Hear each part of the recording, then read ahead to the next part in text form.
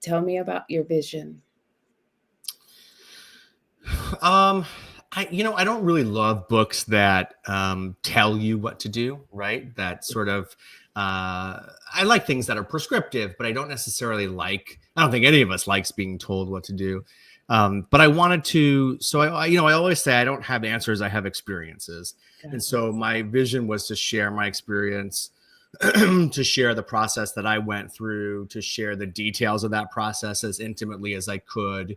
Um, so that people walked away with a really like a map or a guidebook or a field guide, if you will, for if they want to do this themselves. This is a way to do it. It's not the only way, but it is a way to create great change. So yeah, the vision I think has been pretty fulfilled and pretty much came to fruition. I'm really proud of the book.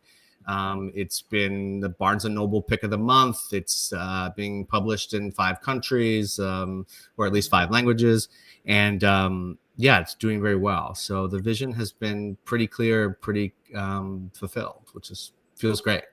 Yes, yes, I bet. And I know that it says it's a spin-off. Is that correct? Of you writing in Medium?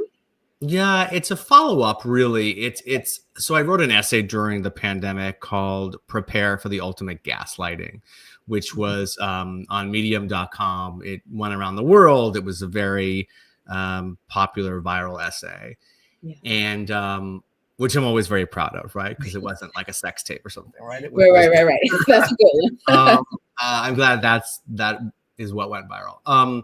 It's the essay was I wrote the essay about 3 or 4 weeks into the height of the pandemic, and the essay was really a call for all of us to think deeply about what we want to go back to. What is normal? How is normal presented to us by big business and by our government? And how badly do we want to get back to it? And if we want to make changes, shouldn't we do it now? So the book is really a follow-up. The book is really kind of the answer to the question, now what? Yeah, We find ourselves 5 years later. We kind of remember that there were lessons to be learned. We remember that we wanted to make some changes, yeah. excuse me, individually, collectively. Where do we start? How do we do that? So the book is my proposal. Yes. So during the pandemic, which is I've always said, and so many of our audience will be like, she said it over and over again. I felt like those moments would make you or break you. Yeah. And just sitting down and being just closed in, truly thinking about life, and then you choosing to write this. How long did it take? That's one question. And what was your mindset when you decided to write this? So it took a long time. And I say that because we went through about a year of the proposal.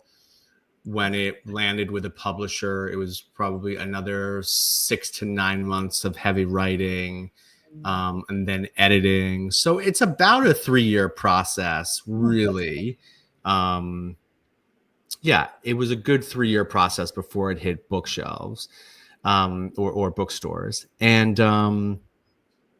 yeah, my mindset very much fluctuated, meaning that we just went through so many different. Well, first of all, the creative process is an up and down process anyway, right? You believe in yourself, you hate yourself, you believe in your work, you hate your work. I mean, you sort of are all over the map emotionally as the creator. yeah, And then the book is not directly political, and it's not directly necessarily about the pandemic, but so many things were changing in that period. yeah, The political landscape was changing. Our willingness to talk about the pandemic was changing. yeah, And so the book kept changing and shifting. And so my mindset kept changing and shifting with respect to sort of, what does this need to be something that people will buy, that people will read, that people will appreciate, that will be meaningful for people. So yeah, but specifically to mindset, I think that's always my focus with my creative projects. Like, what is the audience what is this going to do for the audience? Yes. I'm a movie maker in the rest of my life. And so I think about the audience all the time. Yes. And the same is true for a book, right? What is the reader going to experience? What is the reader going to do with this information? How is it going to affect their life or not affect their life? And so you have to be very careful with respect to all those things, because you want to be thoughtful and considerate and bold, but you also want to be, like I said earlier, just sharing experiences so that people can make their own decisions about, the actions they want to take. Yeah, yeah, and that's a lot to think about, which tells me as to why it was a 3-year process. And what, 8 to 9 months you said, just complete writing, and I'm sure, since I guess you were used to shutting down, you were already there and in that place of mind to be like, "Hey, let's make this work," you know? It's such a good point, because I went from the shutdown into the essay, into the writing of the book. Mm, So for me, I was kind of shut down for about 3 years. yeah, yes, And when I sort of came out of that haze and out of that tunnel, friends and family and colleagues were a little surprised that I had been shut down that long, because they had been back to life. But I had taken, this extra time to write about it. So I was a little out of sync yeah. with the people around me, and it took a little while to get back into sync. So you said you were an actor, director? So I'm a film director outside of this. Yeah. Okay, So my first feature film came out during the pandemic. okay, It's a family film called Team Marco, which is on Stars now.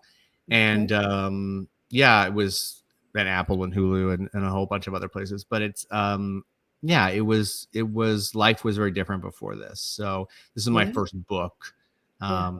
And they're two very different creative processes, but both pretty fulfilling. Absolutely. Absolutely. And interesting enough, I sort of feel like they match I mean, you're directing usually a story or a skit or, something, but you just did it for yourself. You know what I mean? You do it for others and you see how it plays out. So you just went ahead and just exchanged, was like, you know what, I'll do it for myself. How about Well, that? yeah, it's interesting, because I always I tell close friends this all the time. What I loved about the book was it was just me, Yeah. like, writing, right? It was just, and I think I was born an introvert and learned how to be an extrovert. So I'm always sort of fighting myself about how public or private I want to be. Yeah.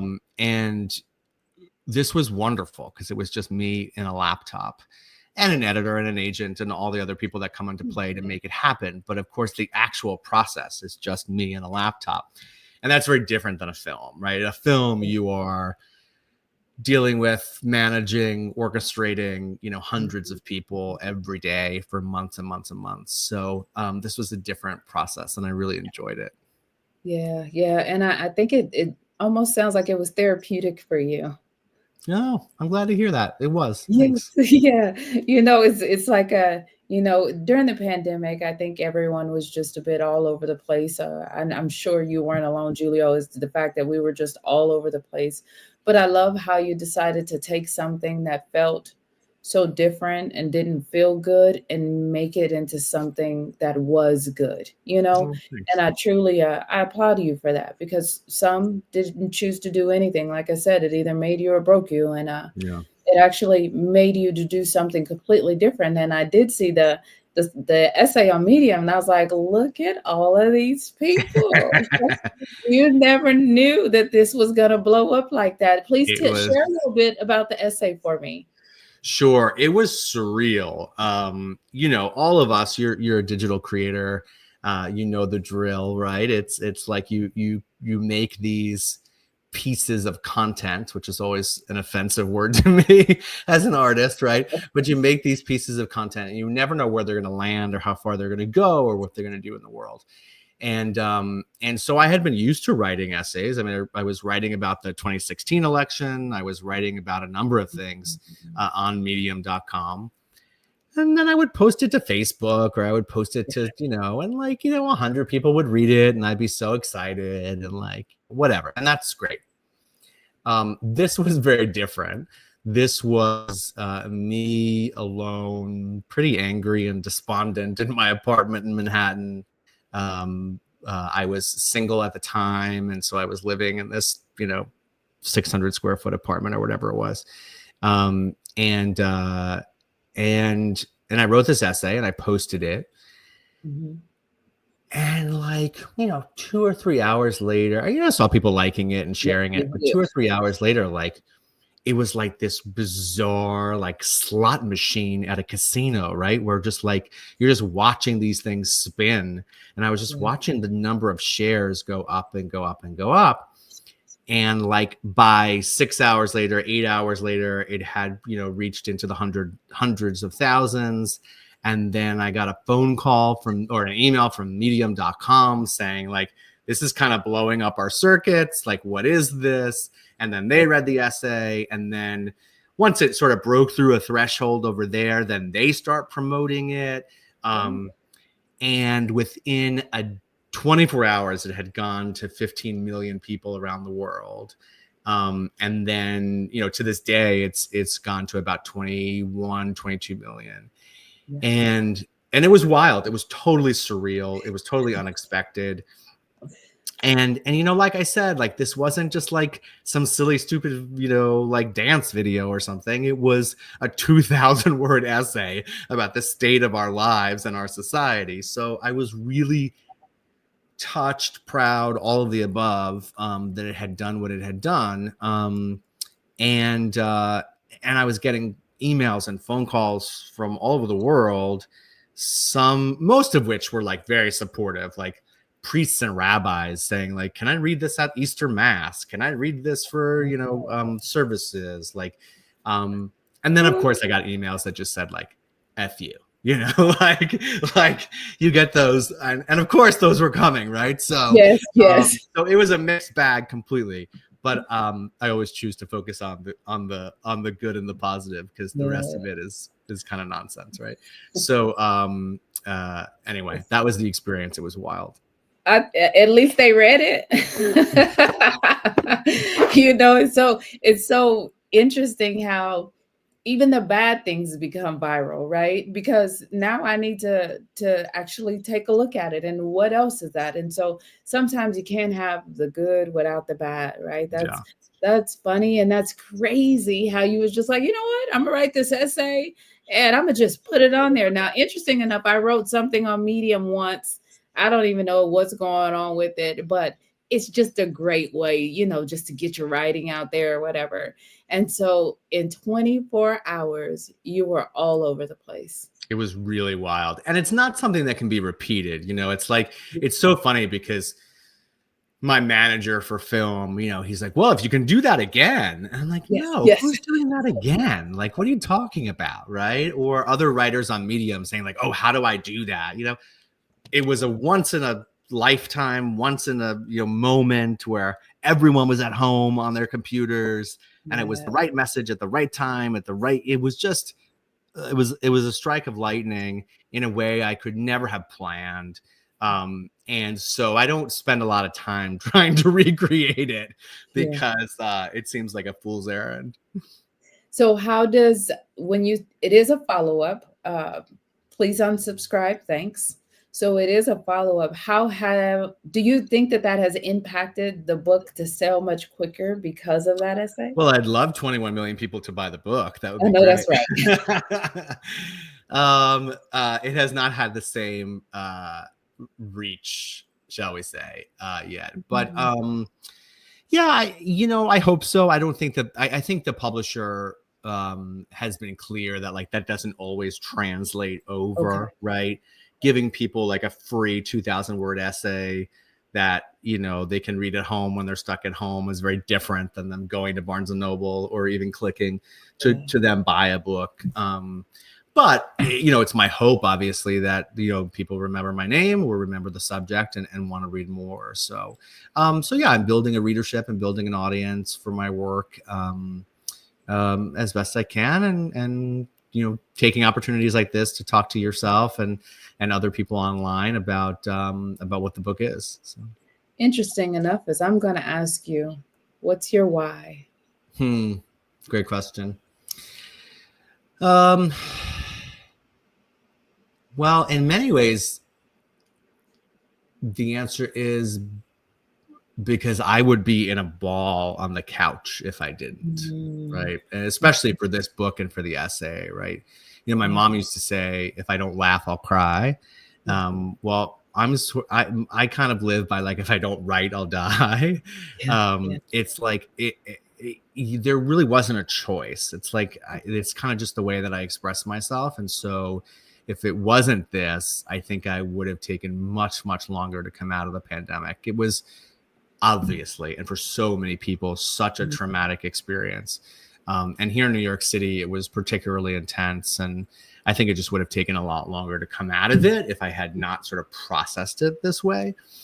And then in general, I think as an author and for readers, my why is just to share experiences and to kind of share the ins and the outs of the day-to-day human experience so that people can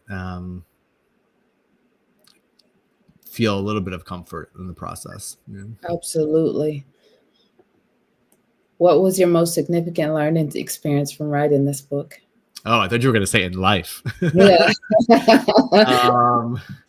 From writing the book. Well, interesting.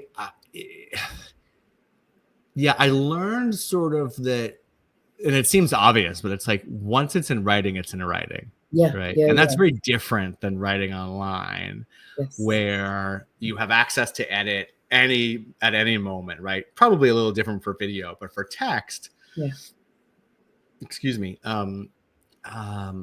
So I think if I'm being really aware and critical, I would say, maybe for the next book, I would take longer to edit, longer to, and this was a long process, but I think I would take a little bit longer because I'm a bit of a perfectionist. And so now I read the book and I'm like, oh, that should have been this word, or that should have been a period, not an apostrophe, or whatever, right? So those are kind of beside the point. That's just my own OCD. But, and I think on a probably more important note, the most significant learning experience was really that, words have impact. And again, it seems obvious, but it's not real until you really experience it. But, I write this document on my computer. It goes to an editor. It goes to a publisher. X months later, it's on a table at Barnes & Noble.